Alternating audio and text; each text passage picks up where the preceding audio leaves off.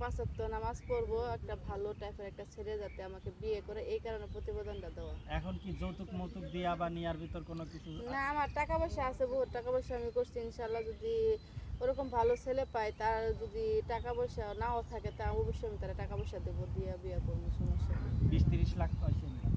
হ্যাঁ, এরকম আরো বেশি। যাক, তার মানে এখন আপনারা যে বিয়ে করবে তার কোনো চিন্তা নাই, মানে একটা না, শুধু খালি পাঁচ ওয়াক্ত নামাজ পড়বো, সৎভাবে চলবো। সৎভাবে চলবে। হ্যাঁ। যাক, এরকম কোনো ছেলে যদি দেখা যাচ্ছে কোনো বেকার ছেলে পেলে বিয়ে করতে চায়, সেও পারবে। বেকার থাকুক, আমি তো বললাম আমার টাকা পয়সার অভাব নেই, কিন্তু সে সৎ হতে হবে, পাঁচ ওয়াক্ত নামাজ তার সৎ করা লাগবে।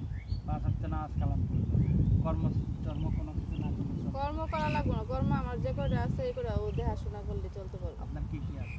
আমার এই যে মাছের ফিশারি আছে, বাড়িতে ব্যবসা আছে, এগুলো দেখবো। মাছের ফিশারিতে কেমন আসে মাছ? মাসে